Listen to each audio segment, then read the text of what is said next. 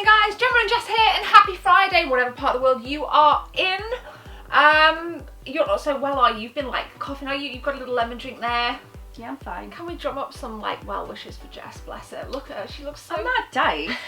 But today, you've probably seen the title by now. Nintendo Switch has been, well, the Nintendo Switch has been a hot topic in the news over the last couple of weeks with the Nintendo Direct Mini, and then the announcement of the Nintendo Labo, if I've pronounced that right. Cardboard peripherals, which we're going to dive into, but I'm just going to give a little plug now to Monday's video. There's going to be a retro game hunt video. We're going down south somewhere. South, I'm not going to say where it is. I'm not going to even give an indication as to what area it's in, because you just said south. South, that could be anywhere. It could be anywhere. South Africa? Yeah, yeah. We're flying to South Africa. Antarctica? Yeah. We're flying to South America. So keep an eye out guys for Monday. There's going to be an awesome pickups video to follow as well. But Jess and I want to get to the crux of this. And I feel I need to recline my chair somewhat, Jess, for this one. Why? Just to get comfortable. I'm ready to debate this. Now, if you haven't seen it,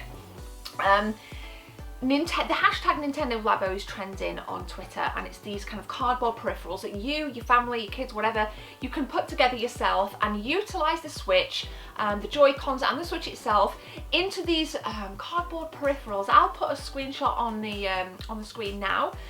For those of you that haven't seen it, where have you been?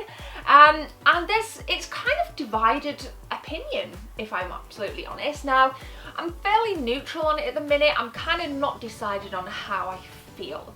But you made some really good points about it being obviously a very good... Did you say like your nephew would love these things? Well, I think anybody who likes to say build or put something together, then yeah, it's cool. Yeah. And I think Nintendo's strapline, I'm just going to read this here. I don't know if he'd actually like it, but it's something I would get for him. I think he would love it. Yeah. Because he's very creative. Yeah, he is. He's very creative. And Nintendo's strapline, along with this new little peripheral, is experience new ways to make, play, discover, and build interactive creations. So it is literally kind of aiming at that. And I think I read something on my Facebook group, that because I kind of shared this, and you know, some of you guys again were very split. Somebody said this is actually great if you're into Lego.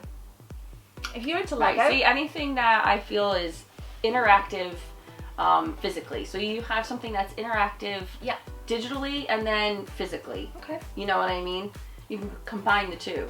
And I think as far as peripherals go, it's kind of cool. I mean, think about all the ones that came out with the Wii. You know, like the fishing rods that we mentioned in the last Two Girls One Woman. Yeah, the tennis racket thing. Right, exactly. All these different things that you could attach to the Wiimotes, and in the end, they just take up a ton of space. There's nothing to really do with them. Whereas with these, they're cardboard. If you're done with it one day, you just feel like, I'm not utilizing this anymore, or my kid's not utilizing this anymore, put it in a recycle bin. Whoa, it depends how much it costs. Because I for one, I'm just saying, yeah, it doesn't really matter at the end of the day. Lots of people buy things that later they end up not caring how much they spend, and they still get rid of it. Or you could maybe unpackage them and just kind of flat pack them and kind of store them again. Right. So I think like, yeah, I like this kind of like whole idea of like building and being able to fit that in with the kind of Switch technology. Right. And they've kind of been quite savvy here with the types of things that you can make. Like there's a camera, there's this little piano, there's a fishing rod. I mean, there's loads of stuff you can do.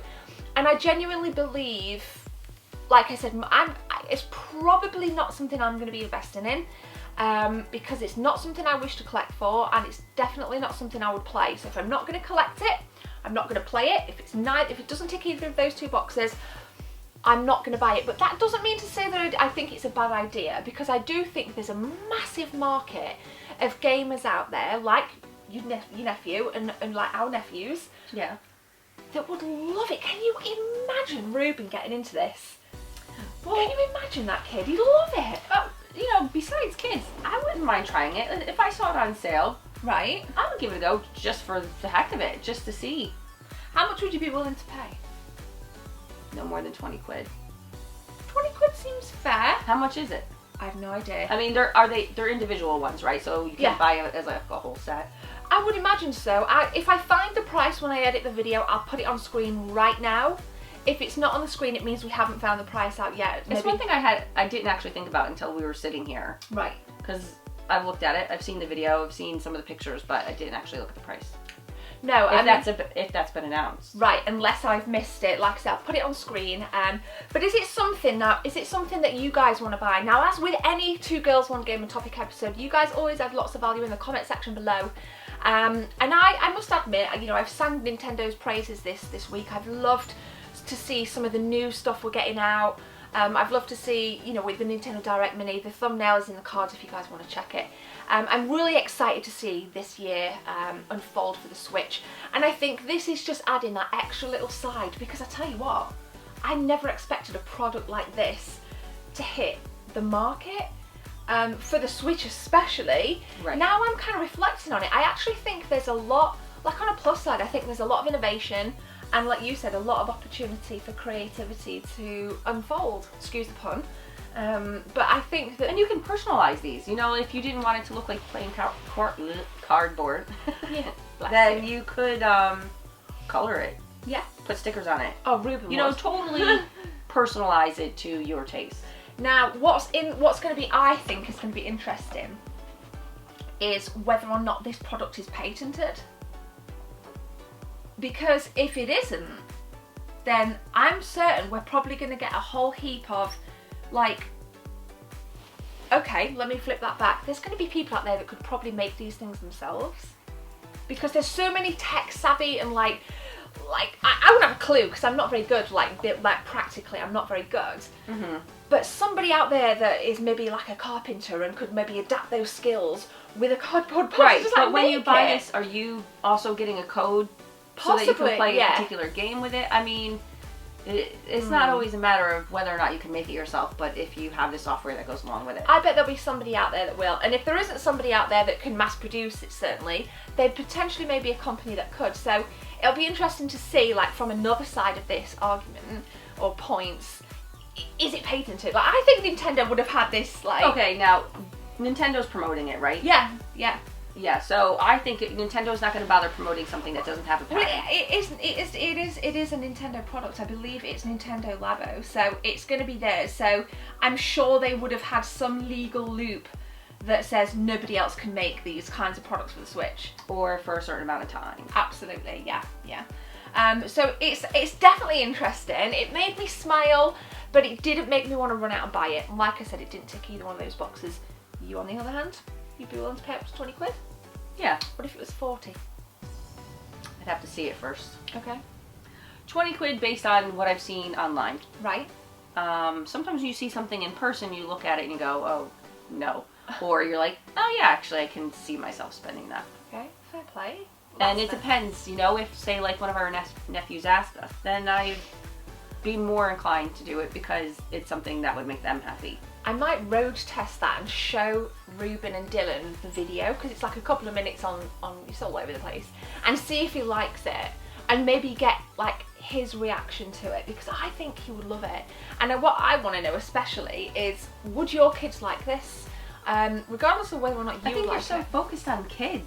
I mean, you gotta remember, like, so many people that buy a Switch, they're not kids. It's not about being an adult or a kid. Well, then I guess with that point, would you like it? Right. Because it, you know, again, before this was announced, Nintendo said this is basically like an announcement for kids and for the big kids. So the people that, like, we're obviously all in touch with nostalgia on some level, because this is why we collect, we play the retro games, you know, we play video games. So I think there will be a lot of people out there, like adults, that will just buy this product and, you know, have a good time with it. But software-wise, it depends on, like, how you know, how the software begins to kind of pan out for it. Because if it's just like one piece of software that you can only use this thing, if they don't build on that software, will it just be another fad? Will it just be like a one-hit wonder sort of thing? Who knows? I mean, it could be like the Amiibos, where some collectors just buy it and keep it flat packed and never even take it out of the wrapping. Good point. Didn't actually think of that, Jess. Really? That's really? one of the first things I thought. Oh, what is wrong with me today? It's been such a long day. So Nintendo Labo, if I've pronounced that right, I hope I have. We're putting it out to you guys now. We've already asked if you would like it. We've already asked if your kids would like it. Would your mum like it? Your mum would probably love it, actually. My mom would buy it. Your My mom mum would totally buy it for all of the nieces and nephews, well, her grandkids. She would love to play. I can see your mum playing this, like putting things together and like having to go on the fishing rod. Your mum would be all over it. Just like she would love it. I don't know that she'd use the fishing rod. What would she use?